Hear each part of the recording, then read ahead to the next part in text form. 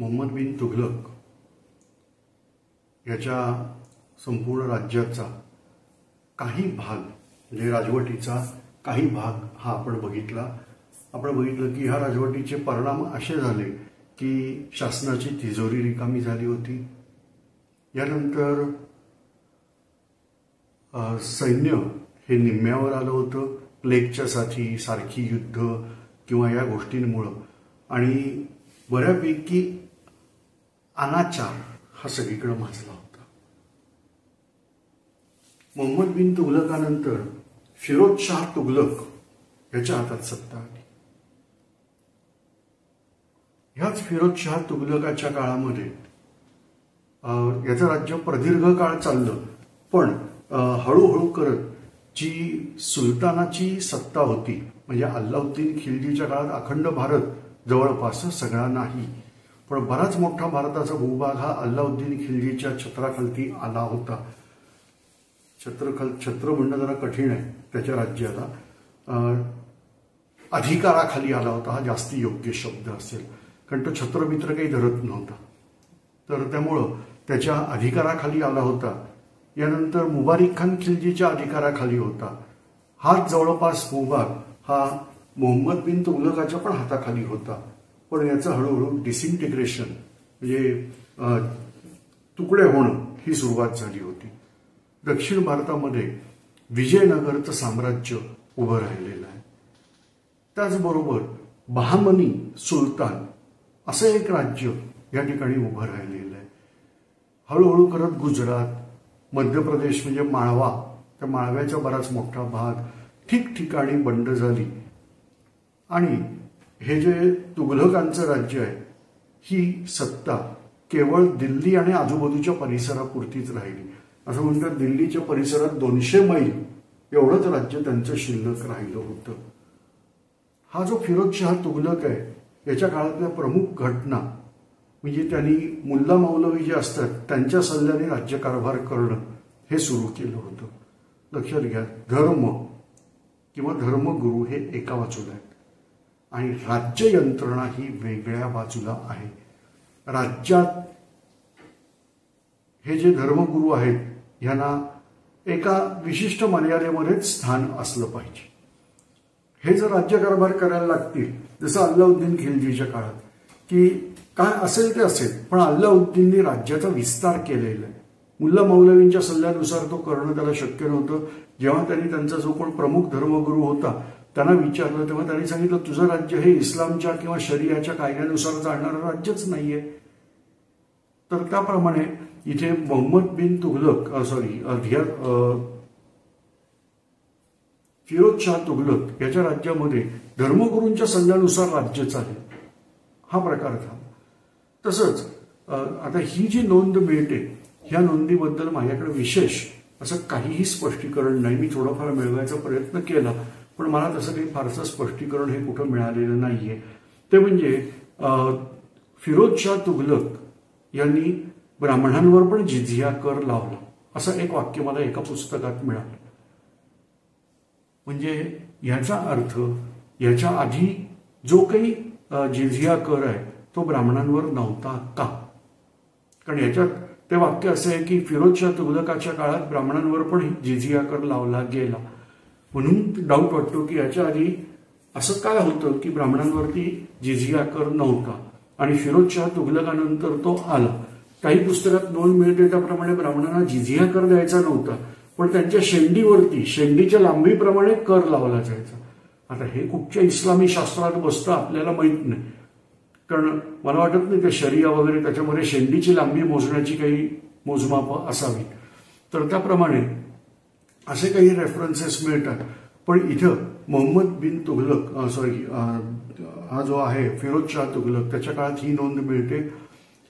आणि यानंतर जी गोष्ट वारंवार होत होतीच अशी आंतरराष्ट्रीय गोष्ट परत एकदा झाली, ते म्हणजे मंगोल आक्रमकांचं भारतावर परत एकदा आक्रमण. तुम्ही जर बघितलं असेल तर चंगीज खान जरी प्रत्यक्ष भारतावर आला नव्हता चालून, तरी चंगीज खानानंतर वारंवार मंगोल आक्रमण झालेली आहेत. आपण ह्याच्या आधी पण बघितलं होतं की कुतलक ख्वाजा चक्क दिल्लीपर्यंत येऊन पोहोचला होता. त्यांनी आपली एनर्जी राखून ठेवली होती. तो लाहोर बिहोर असल्या कुठच्याच सुभेदारांशी युद्ध खेळत नव्हता. तो थेट दिल्लीच्या सुलतानाबरोबर युद्ध खेळायच्या इराद्याने आला होता. तो मारला गेला ही वेगळी गोष्ट, परंतु तो दिल्लीपर्यंत 2 लाख फौजेनिशी पोहोचला होता हे महत्वाचं. यानंतर काही काळ मंगोल आक्रमणं झाली नव्हती, पण नंतर परत एकदा ही आक्रमणाची सुरुवात झाली आणि एक भयानक प्राणी,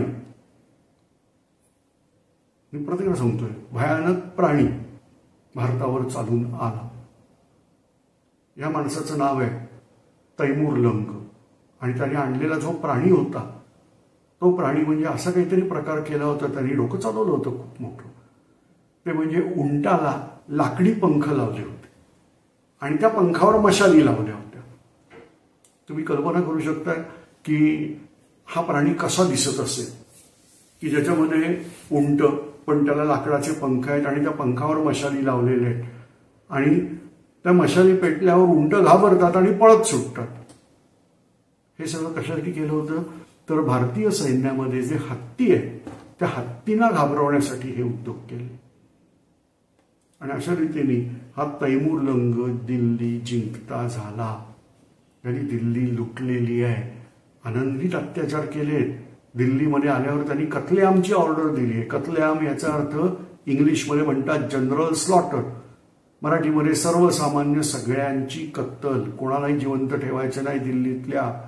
ह्या पद्धतीत त्यांनी दिल्लीची वाट लावली आहे. काही रेफरन्सेस मिळतात त्याप्रमाणे दिल्लीमध्ये जामा मशीद ही काही वेळेला उपलब्ध आहे. अर्थात याबद्दल मला जास्ती डिटेल माहिती नाही आहे, परंतु मोहम्मद हा जो तैमूर लंग आलाय त्यांनी दिल्लीमध्ये प्रचंड लूट केली आणि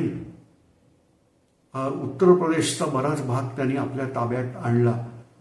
परंतु हा परत त्याच्यात समरकंदमधून आला होता, तिकडं तो निघून गेला.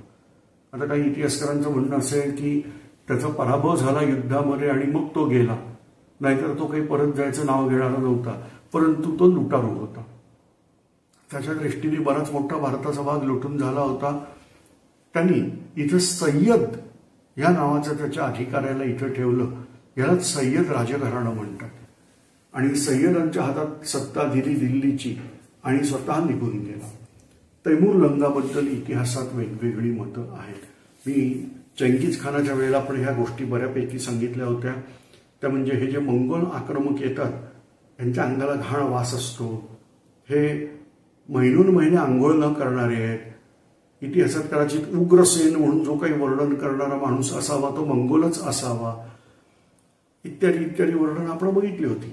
हे जे मंगोल आक्रमक येत होते यापैकी दिल्ली जिंकणं हे बऱ्याच जणांना जमलेलं नव्हतं. ते मात्र तैमूर लंगांनी करून दाखवलं. अर्थात बाकीचे मंगोल आक्रमक आणि तैमूर लंग ह्याच्यात मोठा फरक आहे.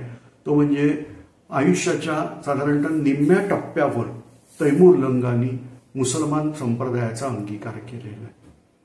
तो मुसलमान झालेला आहे. याच्या आधी तो कोण होता माहीत नाही. मी तुम्हाला आधी पण सांगितलं होतं, हे जे मंगोल होते हे धर्माबद्दल किंवा पंथाबद्दल फारसे जागरूक नसायचे.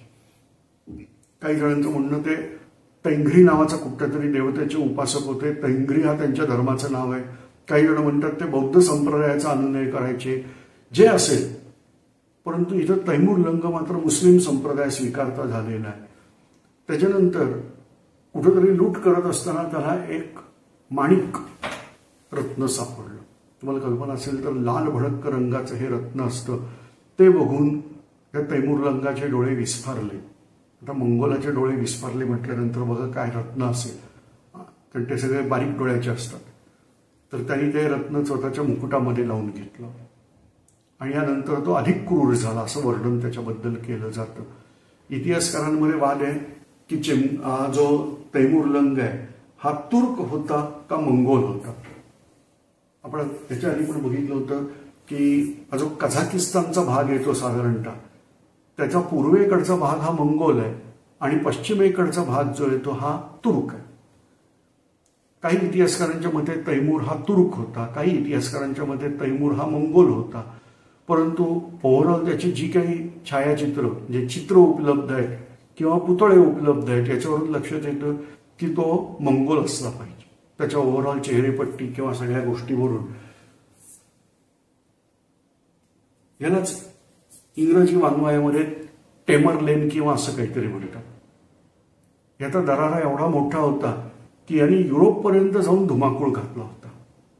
याचं साम्राज्य हे जगातलं चेंगीज खानानंतरचं एक प्रचंड मोठं साम्राज्य म्हणून गणलं जात होतं. ते म्हणजे युरोपपासून भारतापर्यंत पसरलेलं हे प्रचंड मोठं साम्राज्य हे ह्या तैमूरलंगाचं होतं. हे लोक सगळे लक्षात घ्या, हे मंगोल असू देत, हे तुर्क असू देत, हे तंबूत राहणारेच. ज्या कोणाला मोगली स्थापत्य कला म्हणून पुळका येतो त्यांनी परत विचार करण्यासारख्या या गोष्टी आहेत की हे सगळे तंबूत राहणारे आहेत. यांची अतिशय उत्तम तंबूची व्यवस्था होती. नोंदी आहे ना इतिहासात या सगळ्या. तुम्ही या संदर्भामध्ये मुसलमानी रियासत हे पुस्तक परत एकदा मी रेफर करतोय, ते सांगतो ते वाचा. त्याच्यात ह्या सगळ्या नोंदी आहेत. युरोपियन लोकांनी पण ह्या नोंदी ठेवलेल्या आहेत. फक्त त्याच लोकांनी म्हणजे तैमूरलंगच्याच लोकांनी ठेवलेल्या नोंदी नाही आहेत.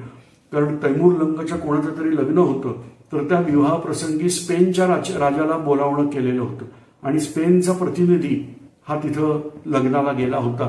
त्यांनी पण ही वर्णनं केलेली आहेत सगळी की यांच्या छावणीचं वैशिष्ट्य असायचं की हे जे तंबू लावले जायचे त्याचा एक नकाशा पक्का असायचा. कुठं कोणाचा तंबू असणार तो ओळखायचा कसा.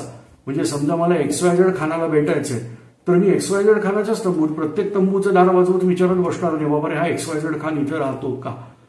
तर त्याप्रमाणे यांची निश्चिती सगळ्या असायच्या आणि तंबू हे टाकून यांचं एक फिरतं नगर असायचं.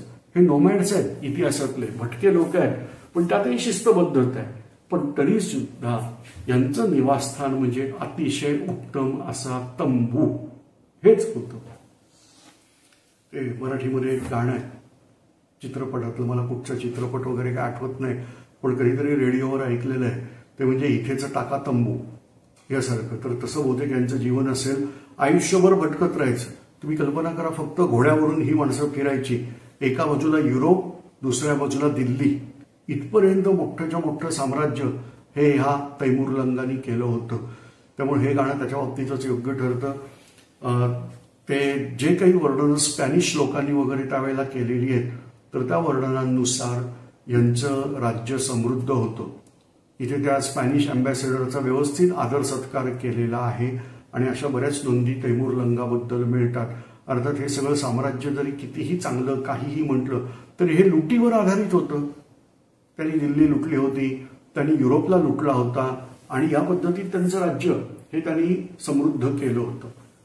हा जो तैमूरलंग आहे हा दिल्लीवरून गेला होता पण साम्राज्य ठेवून गेला होता. आपण दिल्लीचा भाग, दिल्ली सल्तनत ही या ठिकाणी थांबवतोय आणि आपण आता दक्षिण भारताचा इतिहास परत थोडासा डिटेल घेणार आहोत.